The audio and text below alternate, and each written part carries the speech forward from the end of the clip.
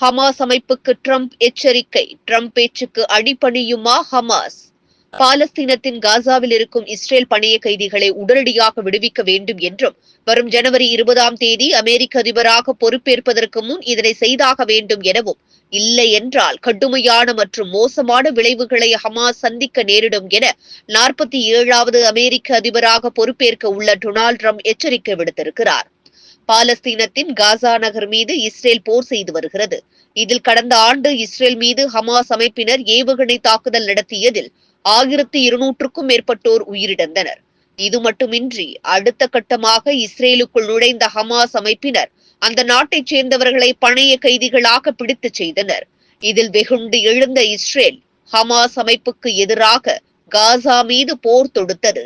இந்த போர் கிட்டத்தட்ட ஓராண்டை கடந்து நடந்து வருகிறது என்றே சொல்லலாம்.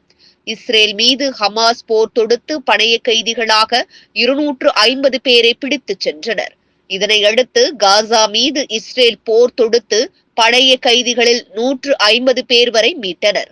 மீதமுள்ள 100 பேர் காசாவில் சிறை வைக்கப்பட்டுள்ளனர். ஹமாஸ் அமைப்பு இஸ்ரேல் மீது தாக்குதல் நடத்தியதன் விளைவு காசா மீது இஸ்ரேல் போர் தொடுத்ததில் 40,000க்கும் மேற்பட்டோர் கொல்லப்பட்டனர். இதனை காசாவின் சுகாதாரத்துறையும் உறுதிப்படுத்தியது. இது மட்டும் போதாது என நினைத்த இஸ்ரேல் கடலோர பகுதிகளை குறிவைத்து முற்றிலுமாக அழித்தது. இதனால் கடலோர பகுதிகளில் இருந்த பல லட்சக்கணக்கான மக்கள் இடம்பெயர்ந்தனர். இதனை நன்கு உற்று நோக்கி அமைதி காத்து வந்த டொனால்ட் ட்ரம்ப் அதிபராக வெற்றி பெற்ற நிலையில் வாய் திறக்க தொடங்கியிருக்கிறார். இஸ்ரேல் மீது தாக்குதல் நடத்திய ஹமாஸ் அமைப்புக்கு கடும் எச்சரிக்கை விடுத்திருக்கிறார்.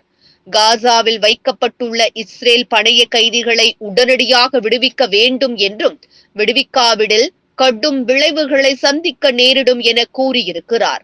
இது தொடர்பாக சமூக வலைதளத்தில் பதிவிட்டிருக்கும் அவர், நான் 2025 ஜனவரி 20 அமெரிக்க அதிபராக பொறுப்பேற்க உள்ளேன். அதற்கு முன்பாக பணைய கைதிகளை விடுவிக்க வேண்டும். இல்லாவிட்டால் மனித குலத்துக்கு எதிரான இந்த அட்டூழியங்களுக்கு பொறுப்பாக மோசமான விளைவுகளை சந்திக்க நேரிடும் என்று கூறியிருக்கிறார். இஸ்ரேல் பணைய கைதிகளை விடுவிக்க ஹமாஸ் தொடர்ந்து மறுத்து வரும் நிலையில் டொனால்ட் ட்ரம்பின் இந்த பதிவு தற்போது உலகளவில் பெரும் பரபரப்பை ஏற்படுத்தி இருக்கிறது. ஆனால் டொனால்ட் ட்ரம்பின் இந்த பதிவு குறித்து இஸ்ரேல் கருத்து எதுவும் கூற மறுத்துவிட்டது.